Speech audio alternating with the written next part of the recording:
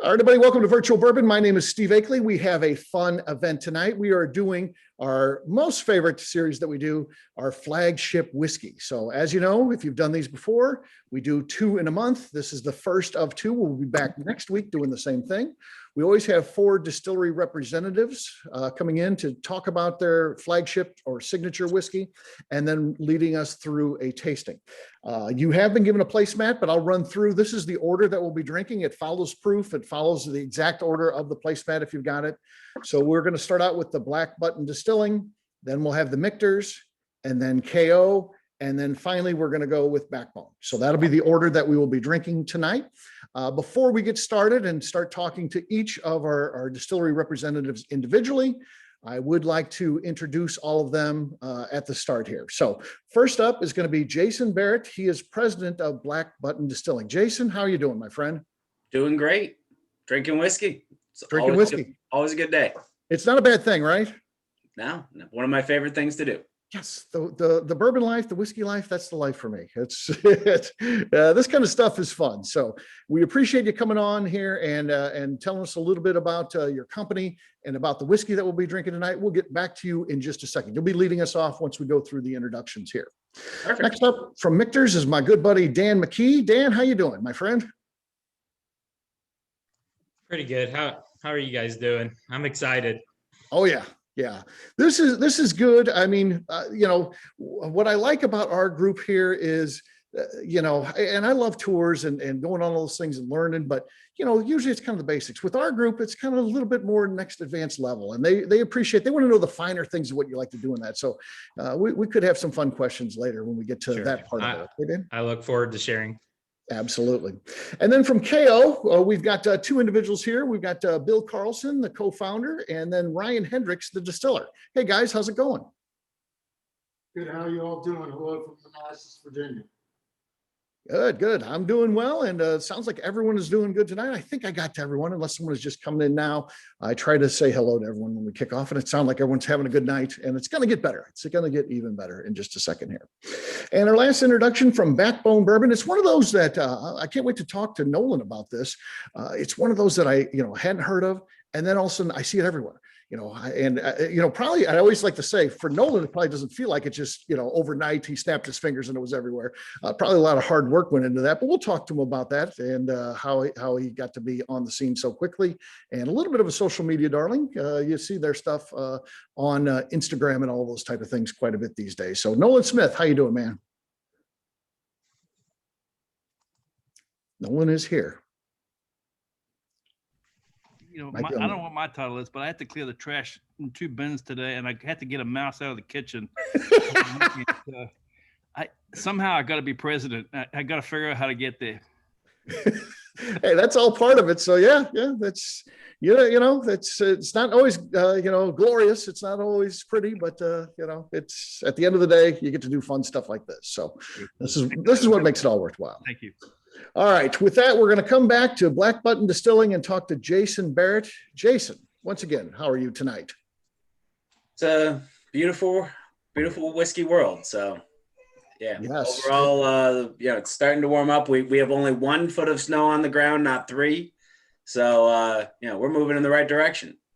In Rochester, that's not bad, right? I mean, there can be times when you're still getting in the middle of winter. It feels like you can be, get a blizzard even at this time of the year. So, oh yeah, we can get snow anywhere from mid-September through mid-June. Yeah, mid-June. Gosh, that'd be crazy. That doesn't happen too often, but I have seen it. So. Yeah. Halloween planning was always fun as a kid because you had to make sure your costume could have a winter coat under it or not. Yeah, exactly. Yeah. I famously took the family up to, this was, in my defense, it was really before we're at internet now where you can find out anything. But I went to Niagara Falls one time and took the family on spring break. We dressed for St. Louis spring break, and it was Canada spring break, and it was cold. Coldest I've ever been. We had to buy all new clothes. So that was an expensive spring break. So, and winter coats and all that kind of stuff. So Jason, if you don't mind, tell us a little bit about Black Button, what you're trying to do, how you got it started, all that cool stuff. Yeah. So we are a New York farm distillery, and we're really involved in the process from seed all the way to selling it. I like to say we're accidentally vertically integrated, but mostly it's just because we're very persnickety. So I started the company 8 years ago. I was 24 years old. Wow. I had a love of whiskey and a love of food, and really knew the bounty that the New York agricultural scene could show. And New York had just made the laws a little more loose to start a distillery. It went from being $60,000 a year to $1,500 a year for your license. So that made it a little more cost effective. Yeah. So my folks were super thrilled when I quit my Fortune 500 job and sold my house and moved into their basement and started making whiskey for a living.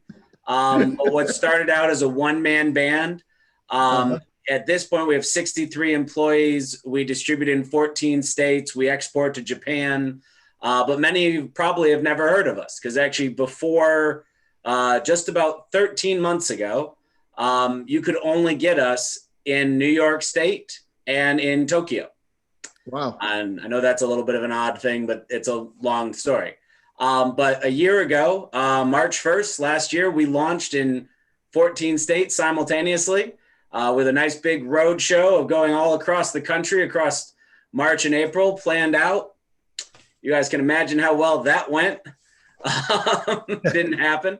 But we're slowly starting to show up throughout the major states in New York. One of the things that makes, or outside of New York, sorry. What really makes us different, we work with our farmers literally from what they put in the ground to when they're going to cut it, to how they dry it, to how they grind it, bring it to our facility, mash, ferment, distill, age, the whole nine. And then again, in New York State, we actually self-distribute, where we work directly with our liquor stores to position the product appropriately. So we're a small, scrappy group, but really geek out on some of the stuff, everything from how we toast the barrels to how we grow the grains to mash temperatures. We've spent 8 years just tweaking all of that, always learning. Yeah. So you talk about, you went from a Fortune 500 company to, starting your own business. What was your background? And you don't have to get into the company or specifics, but, were you a chemist? Were you in sales? Were you, what kind of was your role? So I was actually a small business advisor for Paychex. Okay. So there was some sales training in that, and then also a lot of accounting, where we would really go in and help people with their process and HR and how to hire people and how to do performance reviews. And I was really the kind of sales connection to a back end team that then actually worked with a number of breweries and distilleries in the DC and Baltimore area, as well as restaurants and other things. If you're familiar with Catoctin Creek rye whiskey, sure, out of Percyville, New York, Scott and Becky are some of my favorite people. They were a client of mine, and it was in their shop that I fell in love with the idea of making whiskey. Okay. So your interest, it just was a passion for drinking whiskey, and then you decided to pursue that as a business then. Yeah. I'd been a long time home brewer at that point. Might have gotten that started a little on the early side. Sure. And when I realized everything I loved about making beer, I could go into making whiskey. But at the end, you have whiskey. And at the time, actually for the same size company, you can start a bigger distillery for the same amount of money. What I then hadn't factored in when I started up is you need a lot more money to fund the growth of the whiskey program over the beer side of things. But I wouldn't change anything at this point. So. You are pretty unique in that I do talk obviously to a lot of people that have started distilleries. It seems like there's a couple buckets where you can typically find a distillery. A lot of engineers, a lot of people with science backgrounds, chemists, those type of things. So coming in from kind of the sales world and accounting, and really the accounting world. Yeah, accounting. I mean, that's pretty unique, actually. I mean, that's not what we see typically.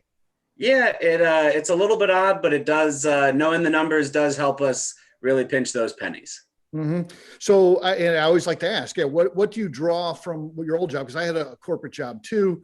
I hated my corporate job, and now I'm doing this stuff. But I do find myself, as much as I hated that job, and I would have told you at the time, if we could dial it back 5 years, what do you like about your job? I would tell you nothing. But I do draw a lot from that job that I didn't like into what I'm doing today. So some of the biggest things that I bring was that whole, again, idea of systems, and that you can really proceduralize many things. So, I mean, we have a very strict way that we make our whiskey, a very strict way we sell our whiskey. And then the cost accounting is hugely helpful as well. We do a lot of contract work for folks down in New York City, usually gin, and being able to know exactly what it costs us to make that bottle so we can price it correctly for the customer. So ultimately we can win that bid while still hopefully making a living at it. I just don't know how you could run this complex of a company without a real deep understanding of cost accounting, or at least I can't. So I spend a lot of time with my spreadsheets. Yes. So, and then you start the business. How do you learn all the things that you have to do to own a distillery? Not growing up in the business, having a family connection, anything like that. How do you learn how to get into distilling? So I was very fortunate working as an accountant. You work a lot of overtime, January through April 15th. On April 16th, they've got twice as many of you as they need, but they're not looking to lay you off. So the company I worked for, you could take half of your overtime pay as comp time. So I ended up with like 6 or 8 weeks a year of vacation that my boss wanted me to use in the summer. So I started going around to distilleries and either going to some of the classes that they would run, agreeing to work for free. One time I even paid a guy to let me come work for him. Flew to Spokane, Washington, put myself up in a hotel for a month, actually paid him to let me come work for him for 30 days. But I learned an invaluable amount. And what's funny, actually, those started out just as kind of fun trips. I'm young, single. My friends don't have many weeks of vacation. I don't do well just sitting on a beach. So I wanted to go experience whiskey. And then after I'd done that for a couple of years, I was like, I think if I studied, read some books, took a few more classes, I think I could do this. And then I did. Cool. Well, and let's go ahead. If you haven't done so already, pour Jason's first offering here. And another thing you'll find is Justine puts on the caps really tight. They can be hard to get off there. So go ahead and pour that. But if you don't mind, as we're kind of letting that sit for just a little bit here, Jason, tell us about, this is your signature product here. Yes. It's Our Flagship Whiskey. We ask you to send what would be, your flagship or signature whiskey. Tell us about what we're going to be drinking here. So this is what I started the company to make. So my grandfather, who actually ran the Button company that all this is named after, he made bourbon Manhattans and kind of held court over family dinner every Sunday night. And the way he made Manhattans was 2 parts wheated bourbon, 1 part rye whiskey, and then 1.5 parts vermouth, sweet vermouth. Nice. And so when I came of age, that was like what you did on Sunday night to kind of get, see the weekend through and get ready for the week. And as I started to do that, I found myself also liking the softness of wheated bourbons, but the spice that the rye can give you on the back end. But I could never quite find the right ratio. I spent a lot of time working on the right ratio between them. So in the end, I got a little lazy, and I would actually start to make my Manhattans in a growler ahead of time. I was maybe enjoying them more than just on Sunday nights. And what I found was that I really liked this kind of sweet and spice combination. So ultimately, our 4-grain bourbon, it's 60% corn, it's 20% soft winter wheat, it's 9% Danko rye, and it's 11% 2-row malted barley. And that, for us, gives us that nice sweet, center section of the whiskey, but that hint of rye on the back end so that it still stands up in an old fashioned or in a Manhattan. Nice. So, yeah, this is going to be pretty much exclusively aged in 30-gallon barrels. Those 30-gallon barrels are going to come to us from either Barrel Mill in Minnesota or Adirondack Cooperage in Remsen, New York. The Adirondack Cooperage ones, we actually, I think we drive Joe a little nuts. We get the wood from south-facing slopes of the Ozark Mountains. We age Okay. it outside for 44 months, and then we toast it on a long toast and a very quick char to about a number 3.5 char level. And believe me, it was a lot of long nights and a lot of whiskey trying all those variables to get exactly where we wanted. And then, of course, the irony, the barrel mill barrels are just their not normal number 3 straight off the shelf. You can't spec everything. But we feel that all those extra things give the whiskey a particular edge. And that's what we like in it. Nice. As we pick up our glass, we always like to talk about nosing and tasting notes. We like to have the audience that are used to chiming in on that as well. I know that it looks like the bear's already started here. He's saying he's got some light orange blossom, sweet ripe apple, and a light clove. So on the nose. Yep. But what should we be finding, do you think, as we're nosing this? So a lot of folks definitely get a fruit note on the front end of it. That's going to come from our house yeast that we use. It's usually fairly light. It is still only about a 3-year-old whiskey. We're running right about 34, 36 months on average right now. Some of the barrels are into the 40s, but most of them are just under that 3-year mark. We get some pretty extreme temperature swings up here, so that does help. But yeah, kind of a lighter whiskey. There's some oak notes, and then those fruit notes are really what folks tend to pick up in the nose, or what I do anyway. So now Joe's saying light green apple, whole wheat bread, cherry, honey, caramel. Yep. So cherry very blossom, nice. Lavender. I'm definitely getting apple on this for me. So on the nose, I'm getting plenty of apple there. So several have said that, but I definitely agree with what they got going on there. Yep, apple. Yeah, a lot of the same notes. So I'd say it's pretty consistent there. Yeah. So what about on the taste? What should we get here as we get ready to take a taste of this here? So again, it's not. It is on the. So we're at 84 proof. So it's not going to be one of those smacky in the face whiskeys. Also being a little on the lighter side. It's we purposefully go into the barrels pretty clean because we know we're only gonna go 3-4 years on them. But I like Brad's comment here. Just tastes really good whiskey. But I get, kind of a light oak note, that sweetness again from the wheat and the corn. And then as it finishes, that spice of rye on the back end. All right, let's give it a taste, everyone. Cheers. First drink of the night here.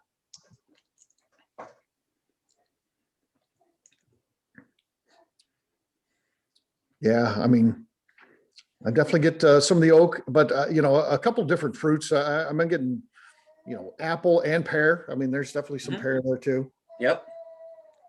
Very nice, light and smooth with a nice little kick on the back there. So, yeah, you can definitely feel the warmth of it, but we work hard to not have that kind of acidic bite that you get in some of the cheaper bourbons that you might find on the market. Most good ones don't have it, but especially that back of the throat, is something I try to avoid.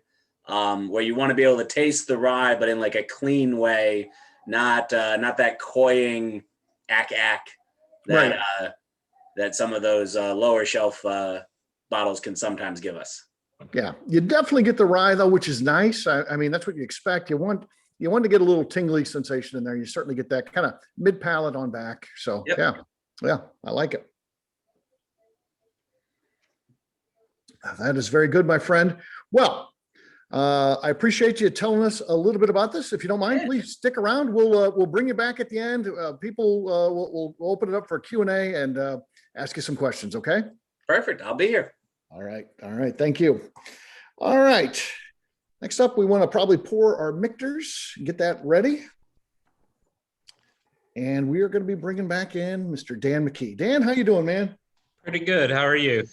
Good. So you told us kind of before we got going, you spent 9 years at Beam. Tell us a little bit about what your role was while you were there. Sure. So it's about 15 years ago now. I had a great opportunity to come join Jim Beam um, I didn't know what I was getting into, and it's turned out to be the best 15 years. This has been a very exciting journey through the bourbon industry. But yeah, I started at the Claremont Distillery in Claremont, Kentucky. I hired in as a third shift distillery operator. You know, 9 years of third shift. I saw my dad do third shift for most of my life, and I got a good taste of it after 9 years. But it was the job was great. I mean, you're sitting there, you're learning so many different things. And you know, at Jim Beam, just the history, the people you're working with. You worked with great people that had 10, 20, 30, 40 years of experience. You know, that's just something you can't buy in the book. And that's what I loved about it. And you're mashing, fermentation, and then just being able to operate those, you know, the big column stills. It was an awesome experience. And then about 2 years into it, I had the opportunity to promote to a distillery supervisor, actually at the Booker No distillery in Boston, Kentucky. So I was there for about 7 years at the Boston, and you know, at that time it was, I believe, the largest bourbon distillery. And you know, that experience, you know, is very rewarding. You learn so much, you know, and especially in the middle of the night when it's just you and the team, and you know, it's a small group and you have to work together. And on those freezing nights in the middle of winter when you have things out on the roof, you know, freezing, and you know, it was always excitement every night. But yeah, and you mentioned, you know, Freddie. I mean, just, you know, working with him, and it was a great experience. And then working with Pam Heilman, which is, you know, Michter's master distiller emeritus, you know, that was, you know, a great experience too. I mean, I just talked to her today, have a great relationship there. So, you know, I've been very fortunate to meet a lot of great people. Yeah, you know, and she's a legend too. So hopefully they have Kentucky Bourbon Hall of Fame this year, and hopefully she makes it in. She had a nice long career, capped off, you know, master distiller for Michter's. You know, she needs to be in there in the Kentucky Bourbon Hall of Fame. So hopefully that happens sooner than later. I hope so. Yeah, she's great. Yeah. So opportunity comes up. You know, Pam had worked with you at Beam, then she moves over to Michter's. You got an opportunity to come over there as well. Tell us a little bit about making the jump. It had to be tough. You love the industry, obviously. Beam is a great place to work, but you just got something that you couldn't pass up, I assume. No, I couldn't pass it up. And you know, actually, when I started at Jim Beam, I thought that was the job that I would, you know, I was young and maybe naive, but I thought that would be the job that I'd finish out, you know, right into the sunset. Right. But you know, it was towards the end there. Pam had actually left and came to Michter's, and you know, began working with you know, Joe Melioco and Willie Pratt and so forth. She was very instrumental in me going back to school, and it's so much so that I would come in at 11:30 at night, and there'd be a newspaper article of school, you know, schools to go to, and so eventually I went back to school. Well, I was getting ready to graduate, and I hadn't talked to her for a while, and you know, I called her to say, hey, I'm graduating, thank you, and you know, just one thing led to another. We're talking, and then all of a sudden the opportunity for a distillery manager to come to Michter's was opening up. So, you know, again, very tough. You're leaving, you know, a great company to come to a company that was going through what we call phases and entering into its third phase, where they were building their distillery. They were already established with, you know, product, and they were bottling and processing and bottling. They had barrels in the warehouse here in Shively, Kentucky. But it was December of 2014 is when I hired on as the distillery manager. So I joined the team and helped oversee the construction of our new distillery. And that was, you know, if anyone's had the opportunity to start from ground zero at the distillery level, it's a, you know, another great experience. I apologize. I use the word awesome all the time, so people make fun of me, but it really was an awesome experience. And it, you know, have, you know, a beautiful copper distillation system, column still to doubler pot still, but, you know, helped oversee the mechanical, electrical, those portions of the construction. And then being there, hiring, you know, we started with 2 distillery operators and myself. I was quote unquote a working distillery manager. So, you know, whether it was me out unloading the grain trucks or doing QC tests or, you know, mashing distillery, it's such a fun job to be able to do that. And yeah, that opportunity at that time, Willie Pratt was, you know, our master distiller, and, you know, and then Pam was our distiller, and then I was the distillery manager. And, you know, I've been very fortunate. Willie, you know, retired, and you know, first cheers to Willie. But and Pam became master distiller, and then when she retired, that's when I was very fortunate and honored to be named Michter's master distiller. So it was a very quick journey to that master distiller position. But you know, it's you know, I just like everybody. I learn every day. I have a great team. I work with Andrea Wilson, our master of maturation, and she's a legend also in the industry. So Oh yeah. Yeah, absolutely. And, you know, you know, and I can't imagine what you had to go through to make that. You have to be conflicted and you know, but, you know, Joe Malioco, I mean, that guy is gold. I mean, there's a guy you can use the word awesome with. He's an awesome guy for sure. You know, he is the whole family. You know, we are a small privately owned company. You know, Chatham Imports is our parent company.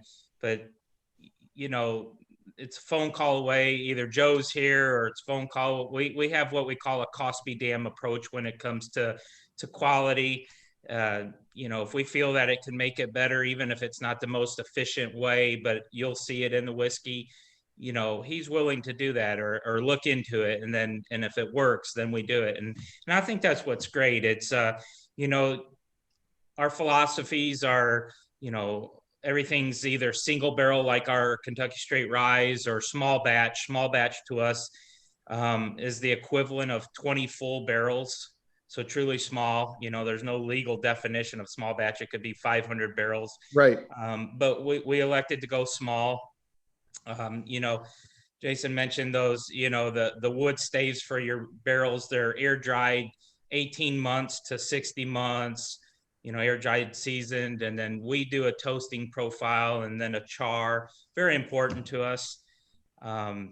You know, our distillates entered into the barrel at a very low industry, 103 proof. Yeah.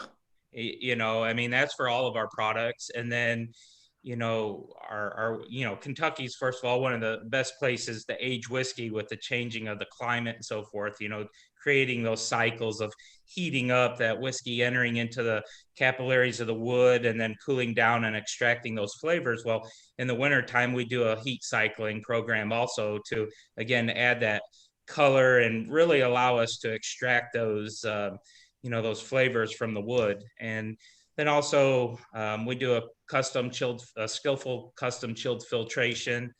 And so it just makes for, you know, as we're going to taste tonight, a very beautiful whiskey, very rich, complex, nice warm mouthfeel, and a very nice smooth finish. And I always joke, as I'm continuing to get older, I don't like to make a face when I drink my whiskey. I mean, there's moments when you do, but, you know, just as a nice sipping whiskey, you're going to see that with Michter's tonight. So, okay.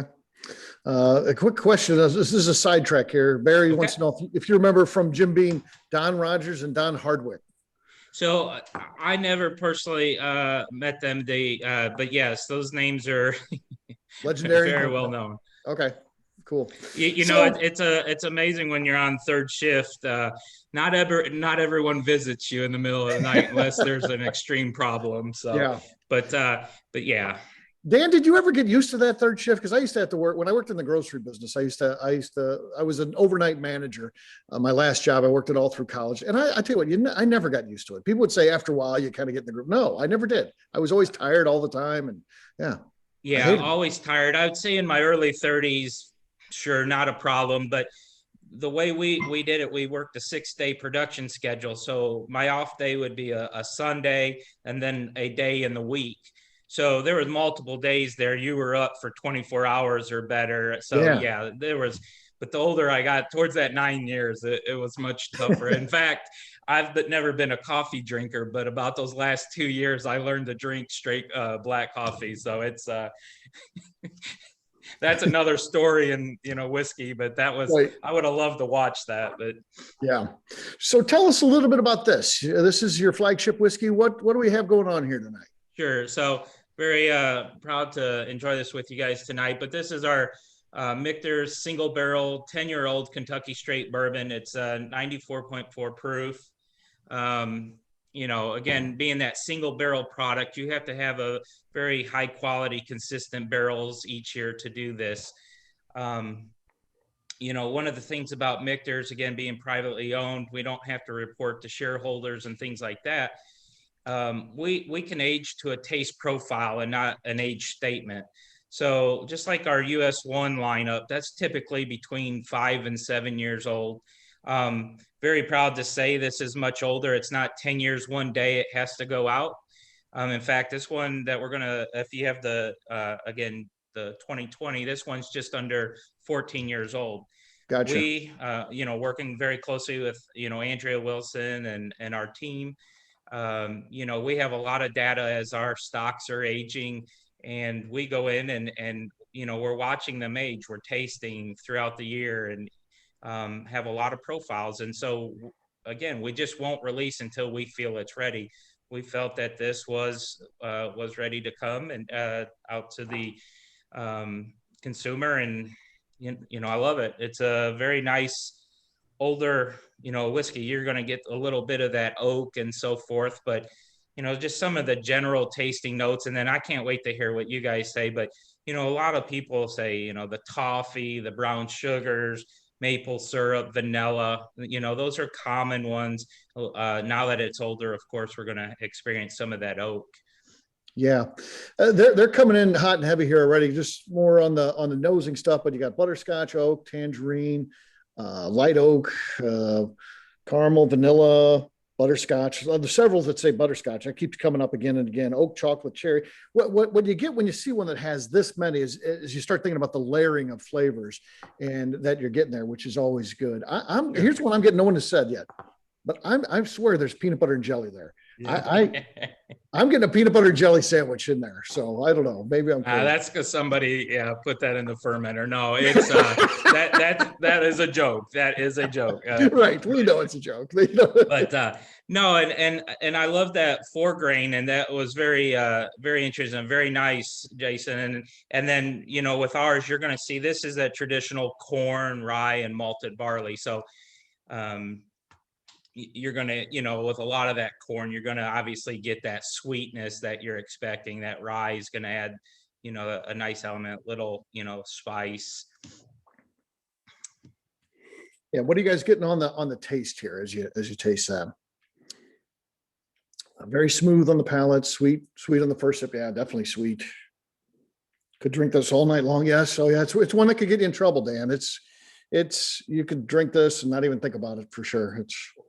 Well, so and I love this, doing this, and again, very honored to be a part of this. But there's so many different whiskeys. Everyone has such unique palates.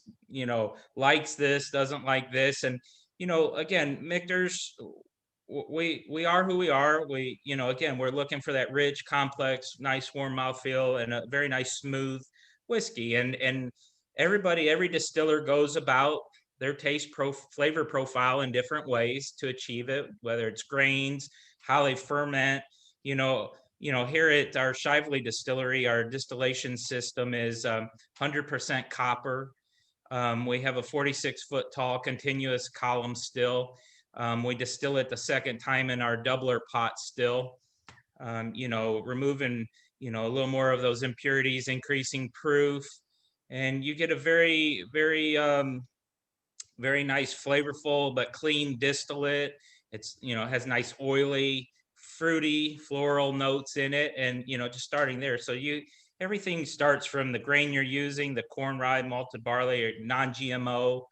I'm very proud of that. US grade #1. And then, our distillation system, I saw others, but we were very fortunate to work with Vendome. They're known worldwide for their quality and craftsmanship, and so that's one of the great things at Michter's is just being able to experience that, having a great team and the tools to do this. Yeah, great finish for sure. I agree with everyone. This kind of sticks with you for a while. It goes back to that great mouthfeel. Your inside your mouth is getting coated, and that's going to then heat up after the fact as you begin to breathe again. Yeah, it heats up nicely and it stays with you for a while. It's cool. Creme brulee with cinnamon. Yeah. Coats the tongue. Dessert in a glass. Yeah, I agree with that. Is it available all over? Yes. Yeah, you guys are pretty much everywhere, right, Dan? I mean, Yeah. now finding the this is a little unfortunate- bit tougher. The 10 years. Yeah, Yeah. we're in every state and over I think it's 60 countries now exporting. But with our upper marks especially, they're limited releases, and as we continue to grow, it'll obviously become easier. But at the end of the day, we're still trying to stay true to quality. We don't want to be flavor of the month club, and we just don't want to rush things. That's why, again, you're seeing this just under 14 years.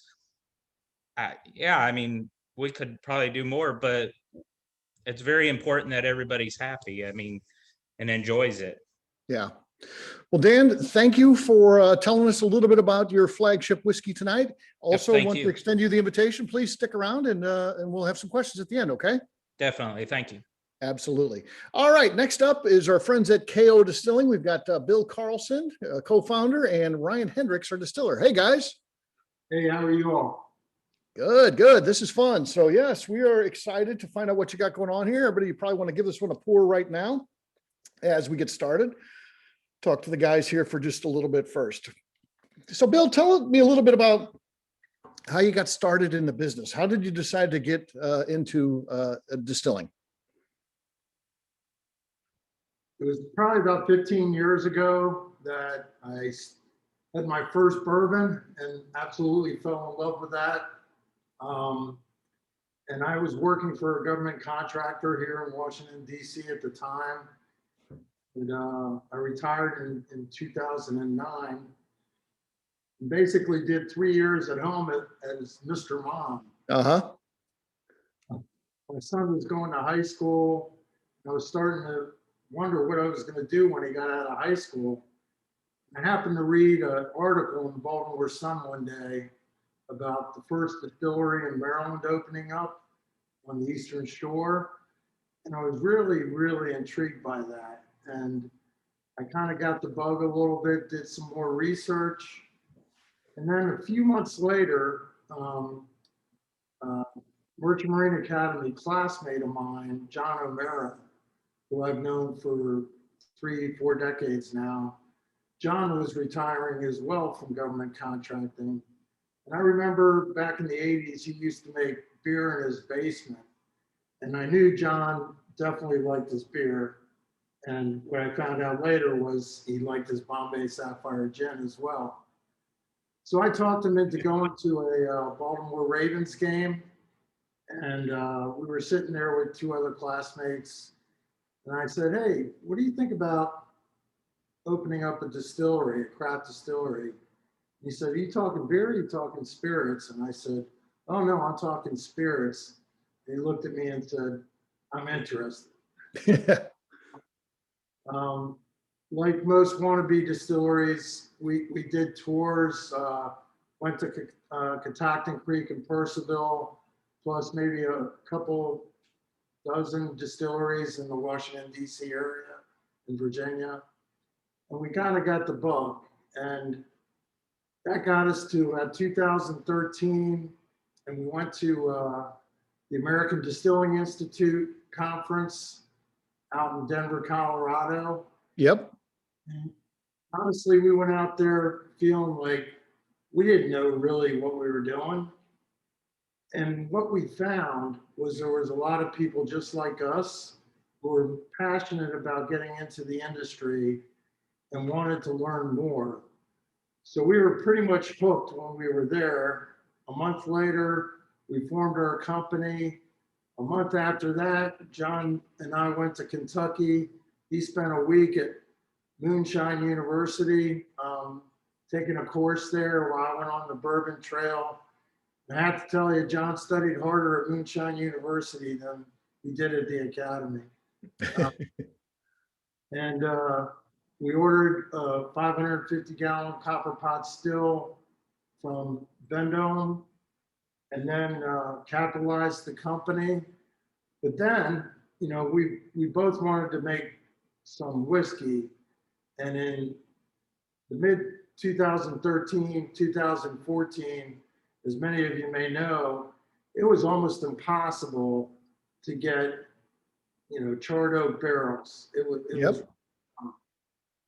But one day in the summer of 2013, John and I flew to Louisville unannounced and knocked on Kevin and Paul McLaughlin's door at Kelvin Cooperage.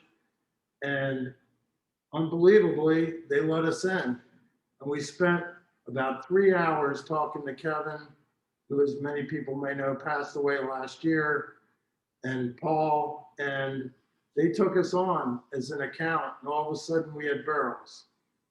So we started our distilling here in Manassas in 2014. Actually, I'm sorry, 2015.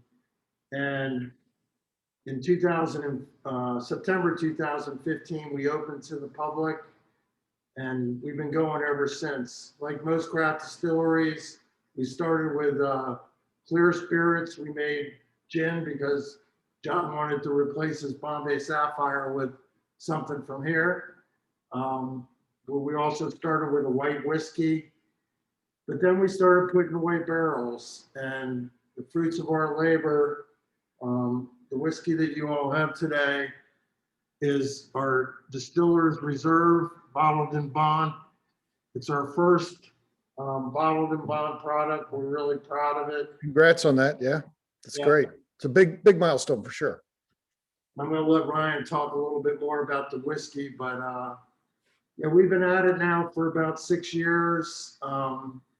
We've got about 3,000 barrels, 53-gallon barrels here in Virginia. We also, I'll be honest with you, we've purchased some MGP barrels. Some of them are here, but most of them are in Lawrenceburg, Indiana. We have not touched any of those MGP products yet. We might here in the near future, but like a lot of distilleries that use MGP, we'll definitely put on the label that it's from Indiana. Yeah. So with that, I think I'd like to turn it over to Ryan Hendricks, who's been with us as our distiller for 6 years, almost 6.5, I guess, pretty close. All right. Hey, Ryan, how you doing, man? Yeah, thanks. He was here when we started up, and he's been here ever since. So Ryan, why don't you take over and tell him a little bit about what you do and the whiskey. I guess I could start with the whiskey. It's wheated bourbon. It's 20% wheat, 70% corn, 10% two-row malted barley. We source all of our grains from Virginia farms, which is one of our claims to fame here is the Virginia finest, that we use all Virginia products when we can. It's sort of a in-state kind of thing. I've actually gotten to go out to the farm, met our farmers, really great guys out in Northern Neck. You know, I think they make really good stuff. For this, I tried to distill it. This is all done on a 500-gallon Vendome copper pot still. I was planning on it not to be aged very long, and I guess it's going for smooth over everything else.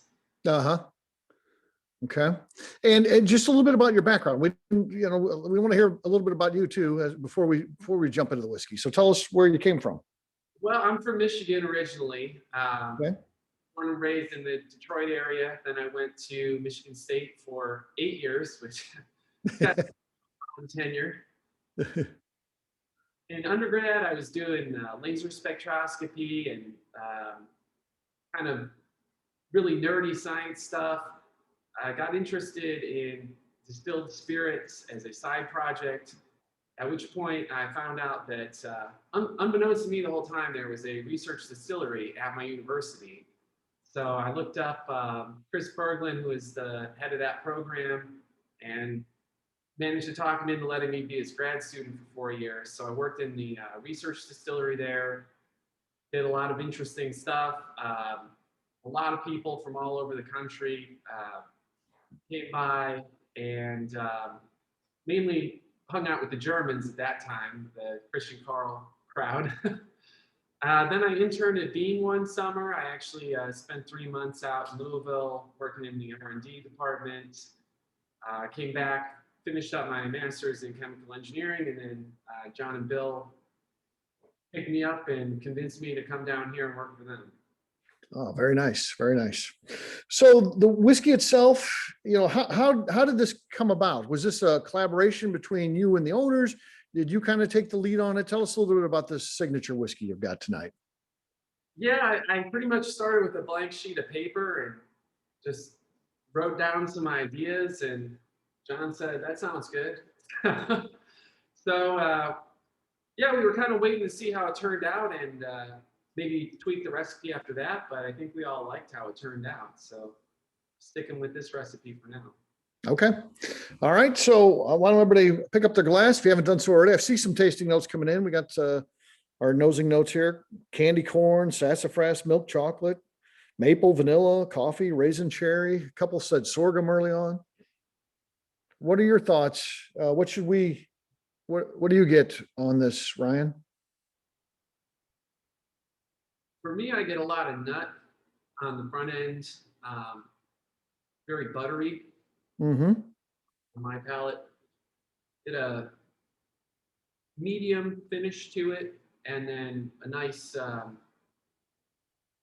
nice finish in the back of the throat, but nothing overwhelming. And definitely, I think the corn and the wheat come through a lot. All right. Let me give this a try. Everybody else, if you haven't done so already, let's give it a try and see what we think here. Cheers.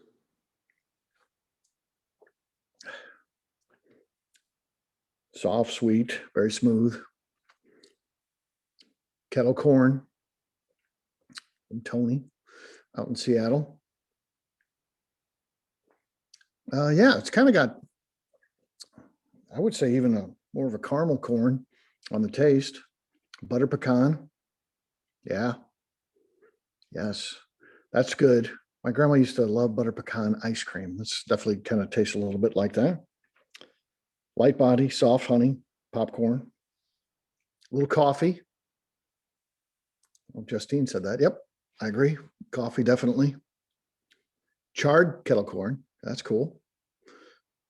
So, Ryan, as you read through some of those, what are your thoughts? Again, a lot of flavors coming through. I think that's a very good thing. I always think baked pecans. Yeah, I guess one of the goals of my recipe was to let the grains really come through on their own. Yeah, I think all those things are pretty accurate assessments. Mm-hmm. So, and obviously first, into the bottle and bond now, and this is your flagship whiskey now. And it's sometimes it's good, especially when you're talking craft, is this where your flagship's going to be? And obviously you can have other products around that, or do you think your flagship will evolve over time? I think we're probably going to go ahead and keep doing some Distillers Reserve products. Mm-hmm. Later this year, we're going to release a Distillers Reserve rye whiskey, which is made with 100% rye from Virginia, same farm that Ryan was talking about.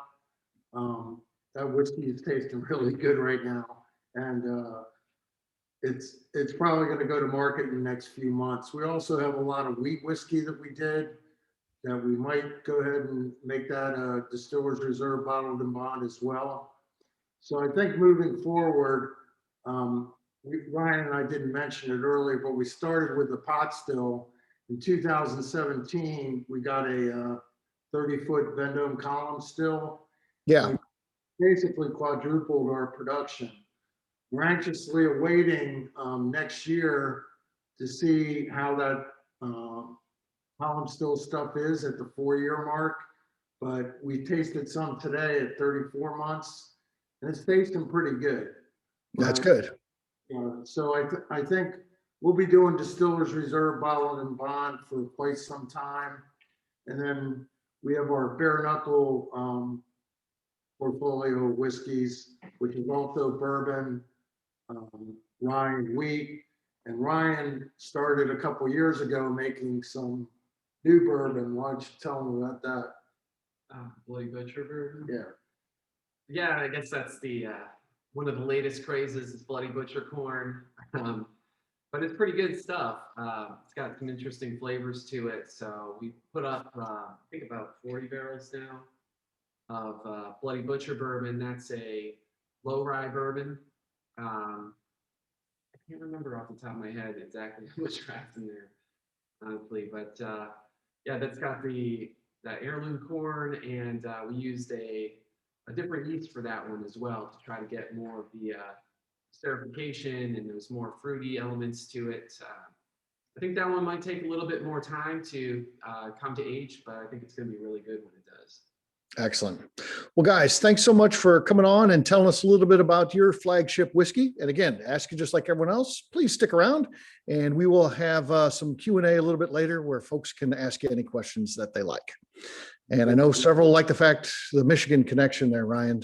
We've got several Michigan folks here that love having Michigan. They say that every time we've ever done one of these, there's always a Michigan connection. And you've been the bridge. You brought it back again. So that's good. All right. Next up, Nolan. Nolan, how you doing, man? Backbone. I'm telling you, I went to bed one night. I never heard of Backbone. And the next day, I can't get online without seeing Backbone. So how does this happen, man? I think you're on mute. You got it? Yep. There you go. All right.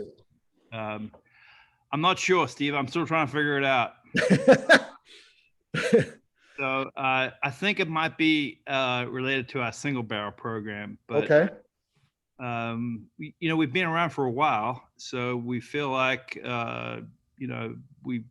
about time we got some credit. Our thing is big bourbons. I mean, that's what we want to do. We feel like alcohol, getting it closer to the barrel makes it a more pleasurable bourbon. People like to drink their bourbon a different way. I understand that, but if you want maximum flavor from bourbon, we think doing it at barrel strength is the way to go. Mm-hmm. So you think that, you did barrel picks and then obviously it opens you up to big groups and things like that. So you can see where maybe that does lead to the success that you've had in getting your name and brand out there. I could see if that could be a big appeal to kind of getting where you're at today. Yeah. So, we've been around since, what we're going to taste tonight's been around since 2010. Mm-hmm. But we've had to evolve as a company. And our big, what we tell each other at our company every day is we've got to have variety. So that means different kinds of whiskey. That means different ages of whiskey.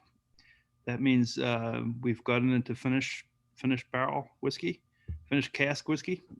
So if you provide variety, they will come. And they'll always, I think if we provide enough variety, someone will get what they want invariably. And then if you overlay the high alcohol part, I think it's a good strategy for us anyway, for sure. Right.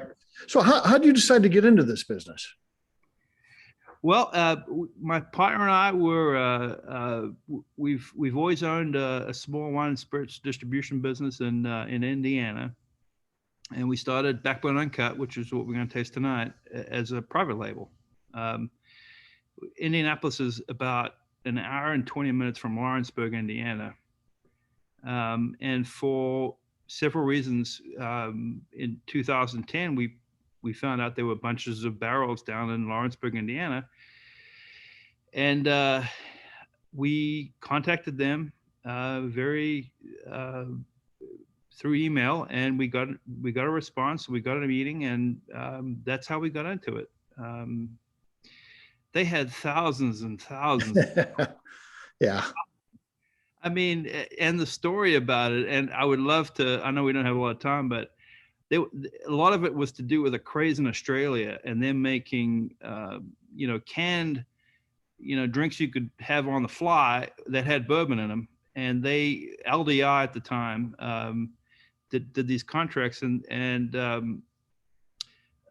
they would put this hot proof bourbon in these mixed drinks, and within the first year of these drinks being down in Australia, people were dying because they were so, people were just, it was this way of a port. They like a walkabout bourbon. It's a walkabout, they always say. So LDI was kind of stuck, and they had thousands and thousands and thousands of barrels, and we were one of the first companies to stop buying from them. So yeah, and the whiskey's really good. So that's the story. Okay. How about the name too? Bone Snapper, and you got all these great names and graphics and stuff. It's funny. So tell me how all that came about. Yeah, it's a good question. So Backbone, there's a creek in southern Indiana. I'm actually from South Africa, but I've lived in Indiana for almost 25 years now. I went to Butler University. And at the time in 2010, we were looking for a great name, and we went back and forward on a lot of things, but then this name came up, Backbone Creek, and it's a creek in southern Indiana. There's a registry in Indiana, and they've got all the creeks in all the in all the states, and Backbone just seemed like, yeah, it's a really, and it's got the bees, right? So yeah, we loved it. And then there's something about the Midwest that people have integrity here, and they have a backbone. So it was an easy choice. Once we sort of said the name, we all looked at each other and said, yes, that's the name. So, and tell us a little bit about the whiskey tonight. What are we going to be tasting here? Yeah. Well, tonight is an interesting one because our current batch is 22, and I love how over 10 years we've been able to create some different batches. But this batch is it's different from the normal profile. This has got a lot more frost floor, earthy. I just wonder where these barrels were kept, and I don't know, to be upfront with everybody. There's a lot of Backbone Uncut over the years has been bright, rich, high profile stuff. This one is I really appreciate it because it just, we love the variation in the batches, and we just don't know what lots of barrels will give you. And I love the variability. As I said earlier, variety is our thing. So. Mm-hmm. Mm-hmm. So, and where do we think that you'll be going from here with the company? Do you think you continue to expand distribution and things like that, or what are some of your plans coming up? Yeah, we're going to do some slow distribution expansion, but we feel like one of the trends we're seeing is uniqueness and innovation, and we are trying to position ourselves to be at the forefront of that. Uniqueness, I think we've had a single barrel program for 3 years now, and right now it's on steroids. I mean, we're doing stuff with I just tasted some stuff we put in Sicilian Amaro barrels that we just put in about 10 days ago, and it's already wonderful. But the innovation part is when you have all this variety, we know what we're doing when it comes to blending. We want to put together the sum of the parts is greater than the pieces that go into it. So we've got something coming out in May or June that's a blend. It's kind of the big brother of one of our other products, Backbone Prime. And then at some point we're going to coalesce all these finished barrels and figure out what I call a dessert bourbon. I think dessert doesn't mean that it's with dessert. It means that it's, really rich. And I think there's an element of where the market's going, where that there's a demand for that you sip it and it's your favorite bourbon right away. Yeah. It's one of the things that you got to love about bourbon. You can have that discussion of a dessert bourbon. You're not talking about a dessert Scotch or dessert Japanese whiskey. They just don't fit in that. That's one of the flexibilities of bourbon itself is the fact with all those flavor profiles that you can discover there. You can search through blending and things like that for certain profiles. So that's got to be a cool thing for sure, right? You want to taste the bourbon? We do. What should we experience here as we nose this thing? So I get some nice char on the nose. There's a little bit of that. I think there's going to be some dark fruits in this. I get a little bit of dark cherry in it. Mm-hmm. We're getting kettle corn, milk chocolate, caramel. A couple people said that, so I would say dark chocolate. Mm-hmm. Yeah. And then what we love about Backbone Uncut is it's always got a zing on the back of your mouth. I mean, that proof is gonna wake you up. I mean, it's gonna make you, whatever conversation you were in, you're gonna maybe stop for a split second and go, okay, all right, I just tasted something that was requiring my attention. So but I get it's interesting because batch 21 is a much more earthy mushroom forest floor batch. If you go to 22, which is our current batch, it's brighter and there's much more of the those fruits that have higher acidity. The flavor profile is a little bit higher. Not sure if that makes any sense to anybody, but this one is different. And again, I mean, I love it. I love the variability. And that's what we want. We want the batch variability. If it's not your cup of tea, great. That's fine. We'll have another batch in about 4 Don't worry about it. Wait, right. Just a couple more here. Stuff on the nose: vanilla, butterscotch, walnut, cherry chocolate, plum, maple syrup, cream soda, red vines, leather, baker's chocolate, caramel, cream soda, vanilla ice cream. All good. And again, talks to all four tonight have really delivered some great, flavors, great notes. So that's really good. Let's say cheers here, and let's take that drink of the last bourbon we're going to be drinking tonight. Let's talk about that. Yeah, that is really good as well. What are we thinking here, folks? Nice way coats the mouth. Yeah, they get another one that does that. Certainly a little hello at the end from Bob. Yes. Agreed. Great mouthfeel, oily and rich. Yep.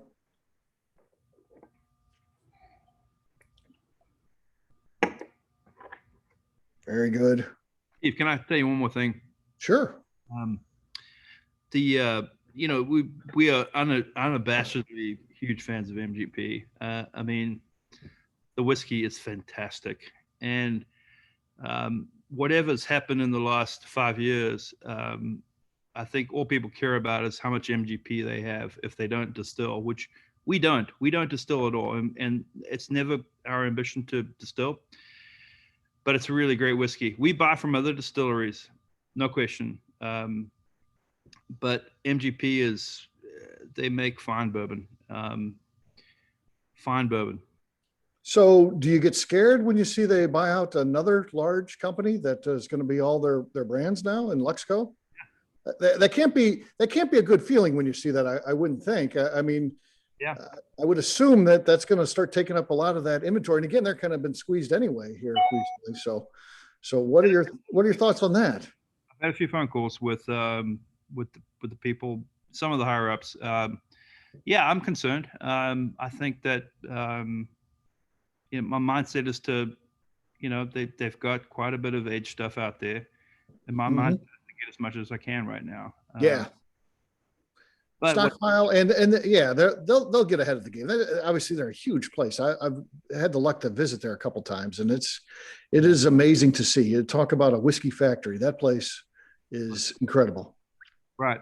I don't know that I didn't get a clear answer on the brands that they bought. Being from Kentucky, I didn't get a clear answer on are they going to be from Indiana, and I sense the hesitancy from that, but I don't know anything. I mean, I'm just a peon in there. So, I don't know. I mean, believe me, if you're in the bourbon business, you're not thinking a year ahead. You're thinking 5 years ahead. Right. So what they've bought, they've got a 5-year plan. That's all good. They've got some time to, figure out what to do. So, but at the same time, I'm not taking anything for granted, and I'm trying to, buy as much as I can.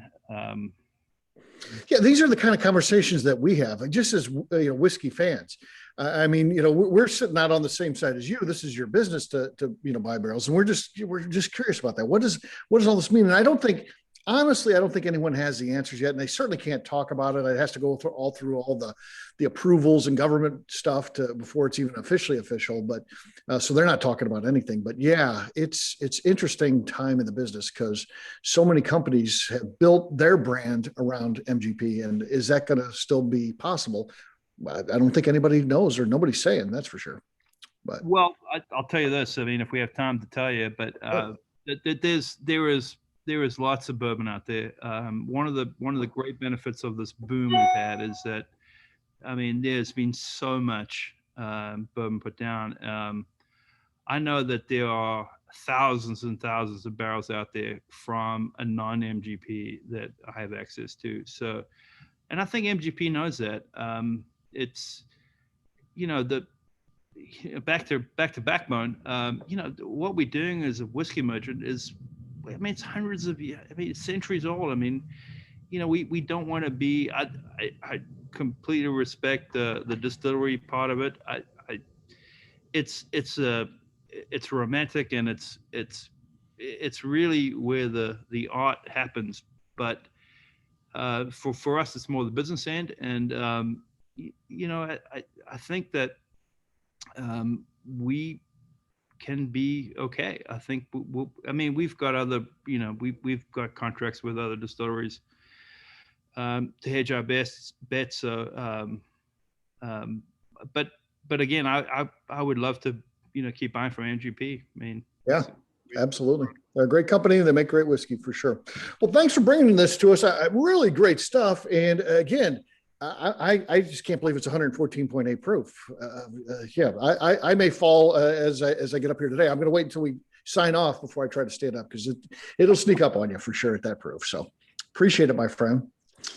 With that, that part of the segment is over. We would like you guys to ask questions. You can ask questions in one of two ways. If you want to open up your mic, feel free to address either all four of our distilleries represented here tonight, or if you want to pick out one individually, that's fine as well. And of course, you can always use the chat function as well. I can ask that on your behalf. So with that, a little Q&A. First question came in for you, Nolan. What would be the suggested retail price on this one that we're drinking here? I think that every state's got different taxes, but it would be about a $55, maybe $60, but hopefully 55 would be that. What I would love just if you're bored and you're able to do it, try batch 22, because you couldn't have a more different batch. Batch 22 is just if there's it's just a different version. So about $55, hopefully. Okay. So question looks like for everyone, want to know where we can get these at retail. So we did hear from Dan. It's pretty much everywhere. Michter's is at all 50 states.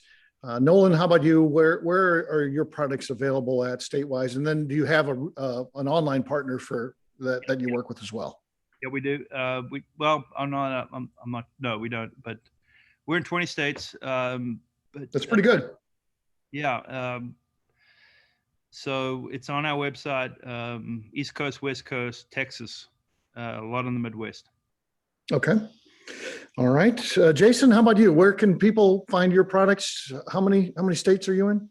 So we're in 14 states and we export to Japan.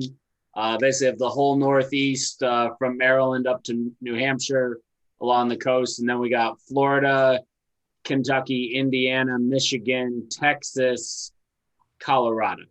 Okay. All right. We need to get Missouri in there, but you're working on that, I'm sure. Not quite yet. But anybody that's not in those states, we do have a DTC partner that ships to everywhere but Nebraska, South Dakota, and Delaware. And we Okay. are sold in Delaware. So Okay. Fair enough. in Delaware, you can find us in the retail. All right. Last person for that question is our friends at KO. Yeah, right now, our products are in the Mid-Atlantic. We're in Virginia, which is our biggest market, the District of Columbia, Maryland, and Delaware. We actually have some product down in Mobile, Alabama, at some Coast Guard exchanges. Okay. And online, we're actually sold by 2 retailers in the District of Columbia. One is called Shared Pour, and that's probably where you got your Distillers Reserve. And then also Schneider's with Capitol Hill. But as our column still stuff comes to market, we'll be expanding all along the East Coast and then heading west. Perfect. All right. Who else has questions for either the group or anybody individually? Hey, Steve, this is Patrick. I have a quick question. Question for Jason. At least Jason's discussion kind of prompted it. Maybe a question for all 4. But when you're experimenting with coming up with the right recipe, with your 4 grains and different barrel toasts and chars, whiskey is not a product that's necessarily done when it's off the still. So what does that process look like? How long does it take? Are you using smaller barrels? How long did it take you to get to that right recipe? So it's a combination. We do make, for R&D purposes, we'll run 5 and 15 gallon barrels to try to get sort of an understanding or direction of where things are going. But a lot of it, you really need to see 2 years in a full size barrel to get indications. And it's really painful when you get it wrong. I did a big series of yeast trials 3.5 years ago. We pulled them all at 2 years. They were awful. Our same recipe, our same still. Only thing that changed in each batch was the yeast. It did not work. We let them go another 1.5 years because we were like, well, maybe they just weren't ready at 2 years, and at 4 years they'll be better. They were not. So I got and they're just not right. They're flat. They're not complex. It just was very disappointing. And I've stuck them into the back of the warehouse, and 2 years from now, we'll see if they've gotten any better, because barrels do wonderful things, and you never know. Maybe there'll be a signature 20-year one, because that's when they finally got around to it. But R&D is very hard, very slow. You do a lot of it through research. I'm very fortunate that a lot of the distillers are happy to discuss ideas and understanding, and then sometimes you're just winging it. So, but it's one of the reasons why we also make a lot of gin. It helps pay the bills. It helps pay for the whiskey barrels, and the R&D is days, not years. Mm-hmm. But yeah, most of our R&D has a 2 to 4 year turnaround time. Awesome. Thank you. Per cycle. So that's even worse. You do something, you're like, oh, that's kind of cool. If we do more of it, come back in 2 years. All right. What else you guys want to know? I've got a question for the KO guys. So when I tasted your bourbon, I really like those flavors. And before you said anything, I was like, this came from a pot still. So when you're switching to a 30-foot column still, what do you think that's going to do to the flavor profile? Or you're going to go for something different there and keep the pot still making this kind of bourbon? Well, we're trying to match it as we can, but obviously there's a difference between column and pot still. Can't control cuts as tightly as I would like. And, you know, blending is always an option as well to try to match the flavor profile. But yeah, ultimately it's going to depend on how it turns out. And touch on previous point of R&D being a 2 to 4 year process. You know, we haven't had the column still for that long, so it's hard to tell you exactly what effect that's going to have. But we didn't change the recipe or the fermentation at all. So the distillation being a little bit different, I try to control it the best I can.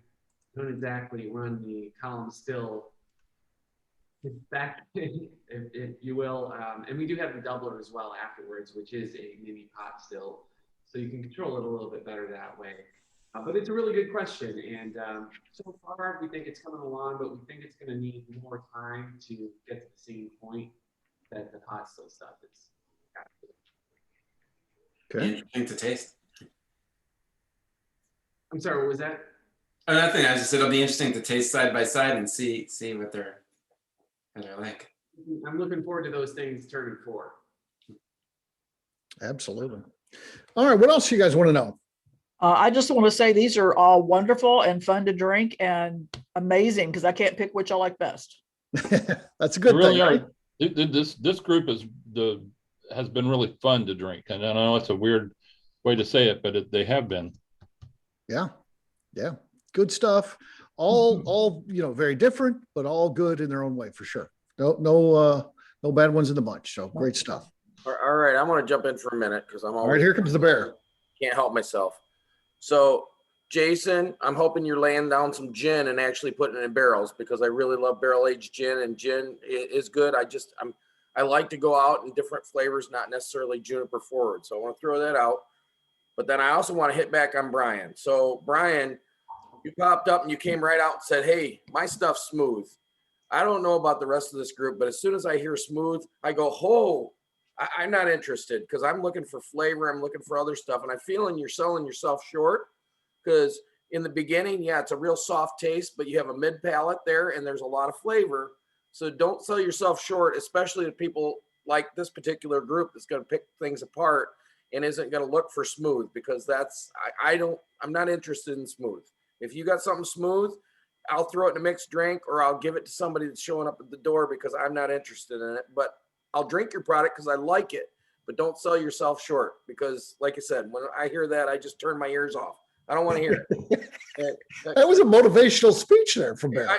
He just picked you up, Jason. I mean, but I am going to look for more of Jason's product. I really like it, and I've had a lot of the ryes as far as Nolan. I think they're Bone Snapper, Bone Crusher, or some of the ryes. I love them, and You wrote Bone Crusher because of you. Yeah. Bone Crusher. That's a great name. I'll give you all the credit.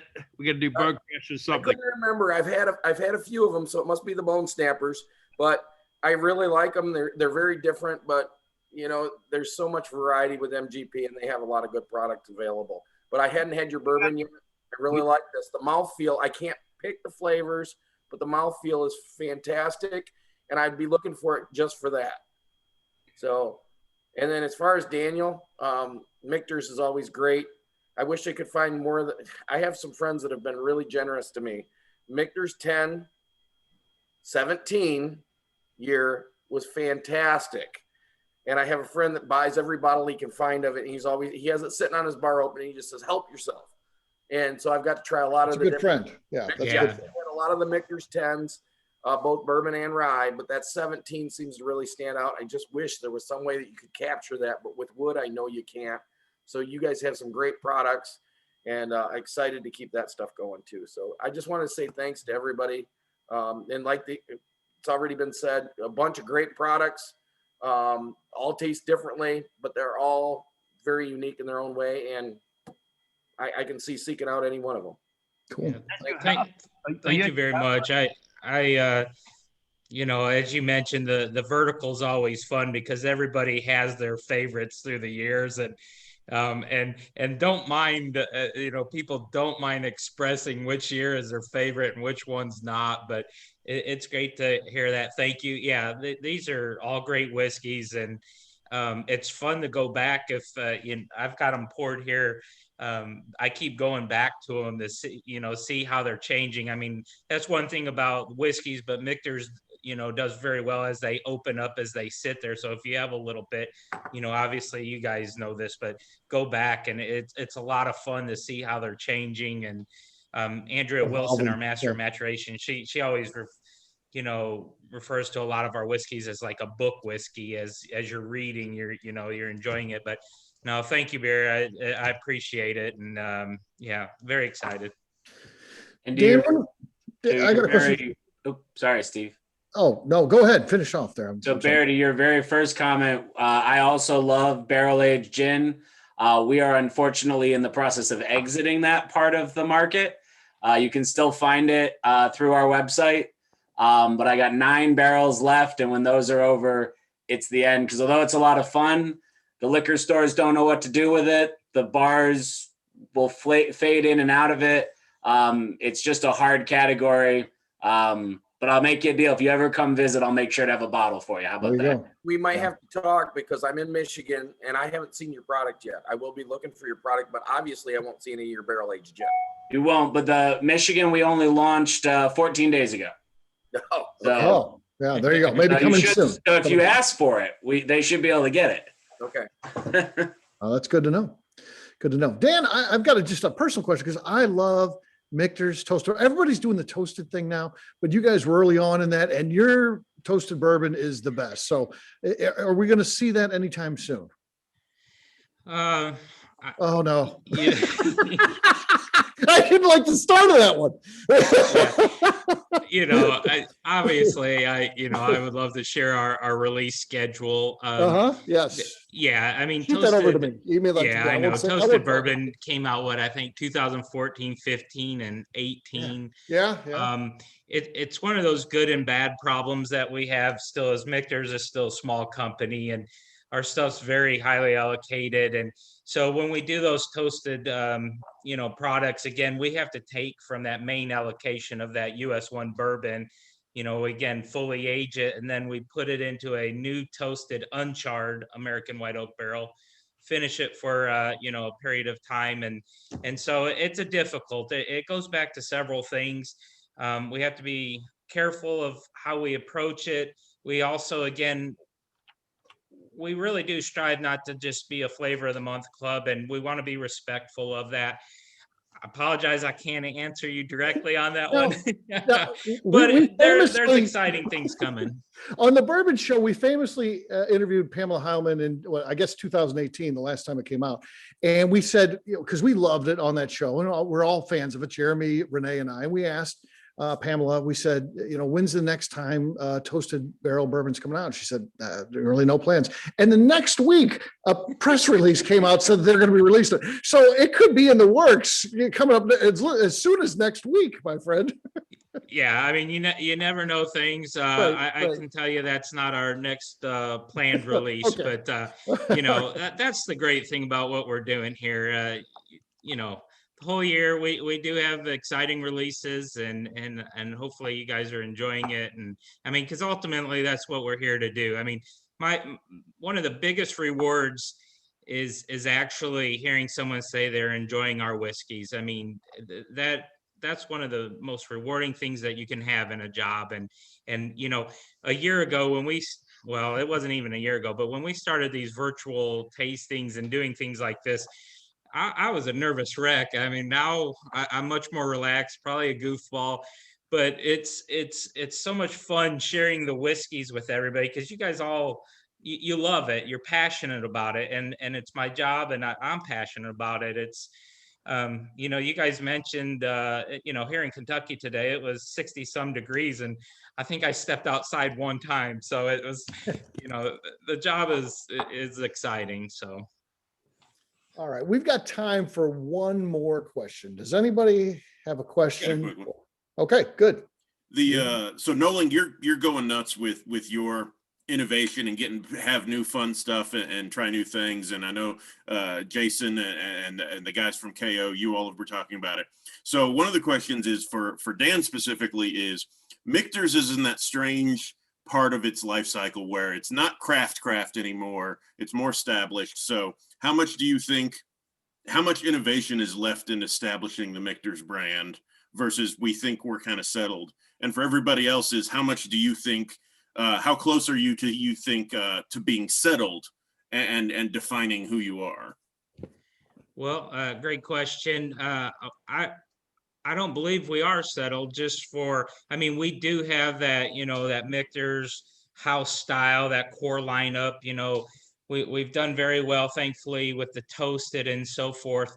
But two of our expressions, the Shanks and the Bombergers, are something that you're going to see year to year have a lot of fun with. I mean, our Shanks is more a rye forward. We've used, you know, our new toasted charred American white oak barrels and aged some of that in Chinquapin oak, you know, for the Shanks and Bombergers. Bombergers is a 108 proof bourbon. We've used French oak. So we really haven't settled on a recipe. It's something, you know, year to year we may change up, and it, you know, that's a fun one because it allows us to be outside of that Michter's house style. Now, as far as in the distillery, you know, again, there's that portion of the job you know, that you said we settled in that we have to make day in, day out. We do actually have a period of time set aside where we are, you know, doing innovative things. And again, I apologize that won't be able to share, but you know, to the point earlier, it's tough because you're not seeing your results right away. Some things are not right, and you know, we're making very large batches. And but one really cool thing we have, if you're ever in Louisville, we have the Fort Nelson distillery downtown. It's our visitor center, but it's our craft distillery. We have, again, I'll use it, another awesome experience. We have the old pot stills that were handcrafted by Vendome in 1976, originally used at the Schaeferstown, Pennsylvania Michter's distillery. So just to be a part of that and have those back online, that allows us to do a lot more innovation, different grains.